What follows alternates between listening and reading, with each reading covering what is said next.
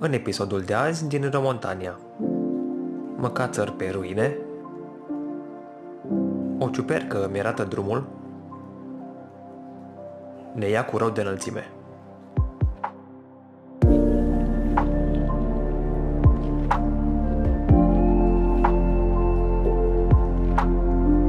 Ce naiba caut iar la ora asta afară din casă? Vreau să merg la cetatea Trascău.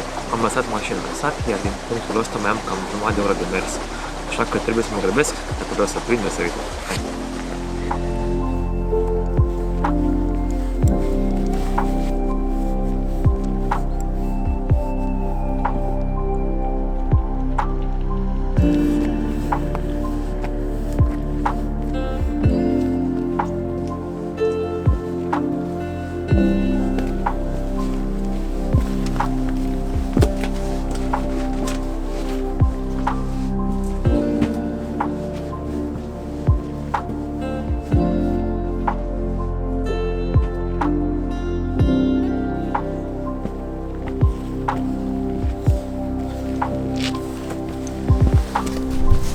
Am ajuns și la cetate. Are o istorie destul de îndelungată și de interesantă. A fost mai întâi construită în secolul XIII ca urmare a unei invazii mongole. În ziua de astăzi se mai păstrează încă o bună parte din zidurile incinte, precum și turnurile laterale. Ăla e unul din ele acolo în spate.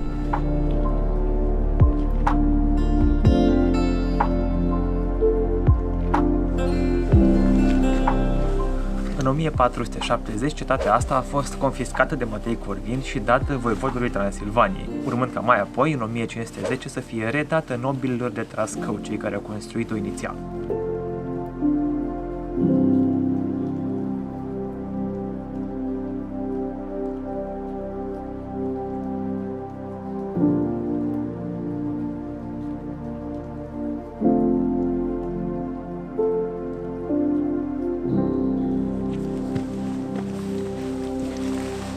În 1703, cetatea a fost dărâmată, ajungând aproape de stadiul actual.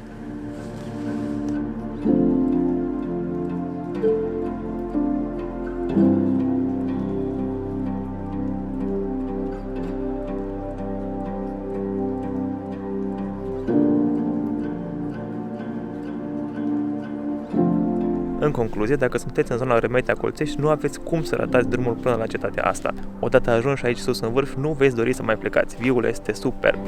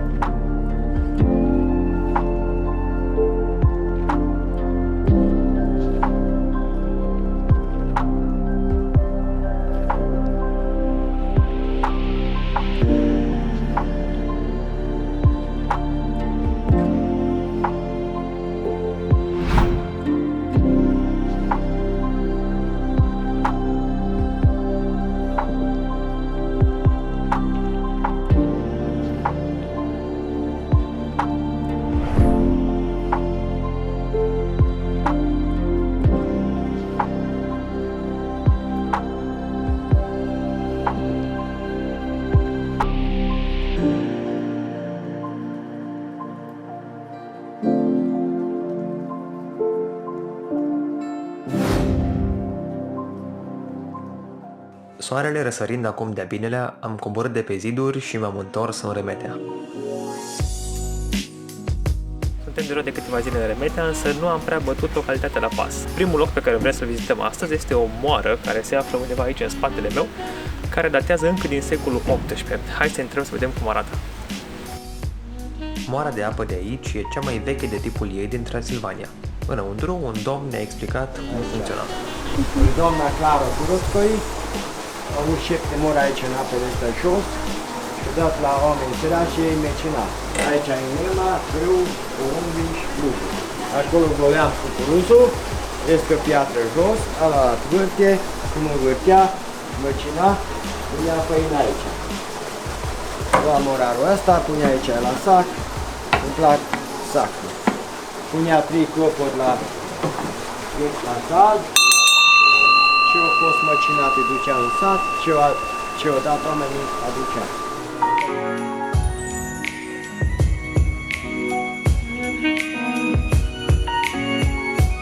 Pe lângă fosta moară, tot aici era și un atelier de pictură pe mobilier.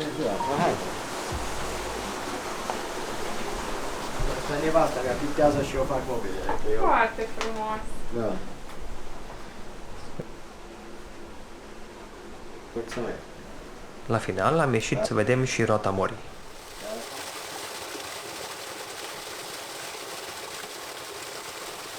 De obicei nu prea filmăm și spațiile de cazare în care mergem, dar de data asta în Remetea am fost plăcut impresionați, așa că am decis să spunem câteva cuvinte și despre locul unde am fost cazați. Se numește Casa Demeter și are două spații de cazare, o căsuță este aici și una vreo 200 de metri mai încolo unde luăm masa. Înăuntru sunt 3 camere, fiecare cu baie proprie și arată destul de cochet.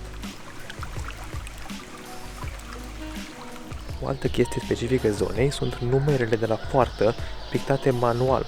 Ele sunt făcute chiar de soția domnului pe care l-am întâlnit acolo la moară. Sunt foarte multe numere de tipul ăsta prin tot satul și fiecare diferă ușor între ele.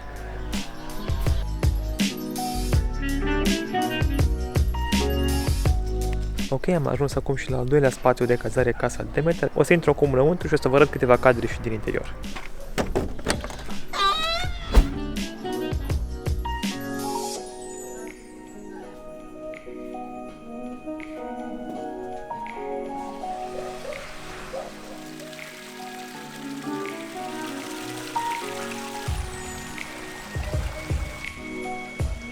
După cum am spus și mai devreme, de obicei nu filmăm pe la căzări decât atunci când găsim ceva cu adevărat deosebit și cred că asta este una din căzările cu adevărat deosebite. V-am arătat până acum curțile interioare și exterioare, acum haideți să vedem și cum arată sala de mese.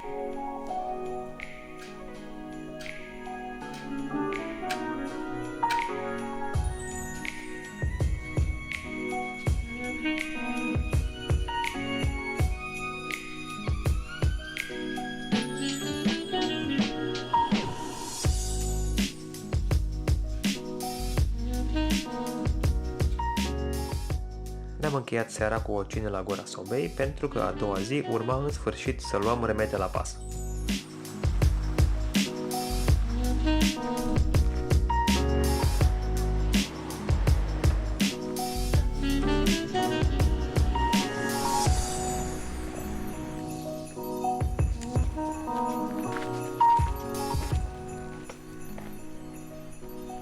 Din păcate, multe erau închise, inclusiv faimosul muzeu etnografic din sat. Va trebui așadar să revenim cândva aici.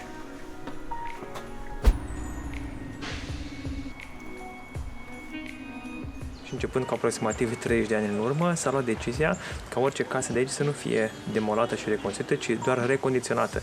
Astfel, sunt foarte multe locuințe în jurul pieții centrale și pe străduțele de pe lângă, care și-au păstrat șarmul de demult și care au fost recondiționate în stilul de acum sute de ani.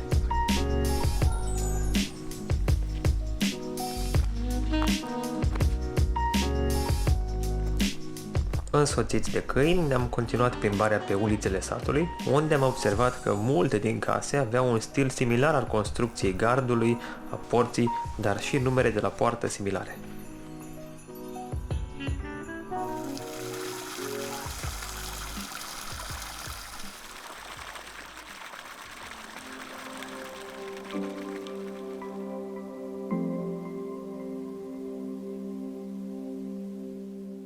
Astăzi suntem în cheile Vălișoare și vrem să facem un traseu mediu ca dificultate. Vrem să urcăm pe versantul drept din cheile Vălișoare. Bine că am hărțile offline cu mine, altfel nu mi-aș da seama că traseul cumva urcă dealul ăsta, așa. Singurul indiciu că ăsta e traseul e faptul că iarba este ușor bătătorită pe alocuri. Ar trebui să ajungem în vârful câteva versanți de pe aici. Diferența de nivel este spectaculoasă.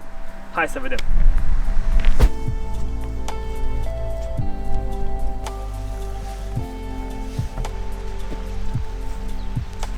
Uite și primul indicator pe ziua de azi. Ta-da-da!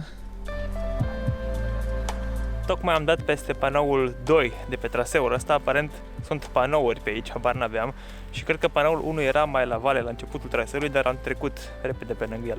În orice caz, panoul ăsta explică un pic despre grohotiș. Pe scurt, atunci când pietrele se prăbușesc de pe versanți, se fărmițează și astăzi se formează grohotișul. Dacă e ud, e foarte periculos și aparent, deși nu au plouat în ultimele zile deloc, din cauza că s-a făcut rouă, sunt foarte alunecoase.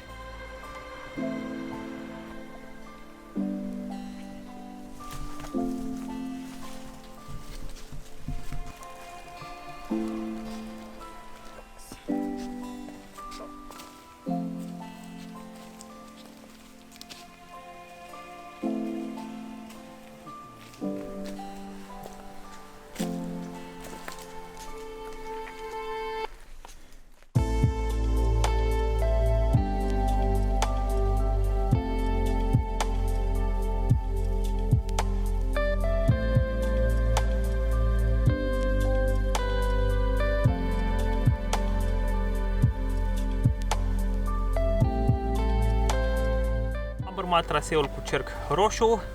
Întâi am urcat pe puțin grohotiș, apoi am urcat prin pădure, însă am ajuns pe acest vârf. Nu știu dacă are un nume, sincer să fiu. Ceea ce este că de aici se văd foarte frumos cheile Vălișoarei, se poate vedea satul Vălișoara și o idee mai încolo este chiar cetatea Colțești, la care am fost acum câteva zile. E o tură medie spre ușură de făcut, iar într-o zi de vară medie de făcut, iar într-o zi de vară, când este foarte cald afară, mă gândesc că e chiar răcoare dacă mergi cu tot drumul prin pădure. Așa că ar fi o opțiune chiar și pentru o zi de vară mai călduroasă, traseul ăsta. Odată ajunși în vârf, nu ne-am grăbit să plecăm, mai ales ținând cont că eram în fața uneia din cele mai spectaculoase stânci din Apuseni.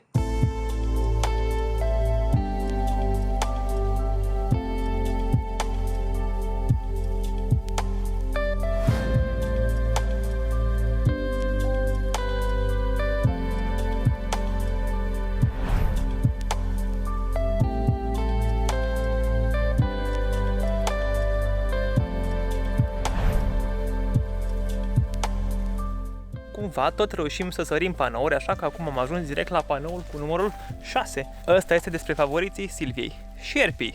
Aparent în pădurea asta de aici nu sunt șerpi veninoși, deși mai jos am găsit un panou, primul, unde scria că sunt și niște vipere. Nu știu exact. Cel mai bine, dacă nu suntem siguri dacă sunt șerpi sau nu, să fim prudenți și atunci când vedem unul să batem tare din picioare, iar șansele sunt în cazul ăsta ca șerpele să se ducă înapoi de unde a venit și să nu atace. Șerpii rare ori înspre niciodată nu atacă dacă nu sunt provocați, așa că dacă vedeți un șarpe, nu vă duceți cu mâna spre el. Noi am continuat agale circuitul care urma să ne ducă înapoi la startul traseului. Am avut timp să reflectăm la cele 4 zile petrecute în zona Remedia Colțești, la frumusețea zonei, dar și la arhitectura sau mâncarea de aici. Până data viitoare, vă spunem la revedere din Apuseni!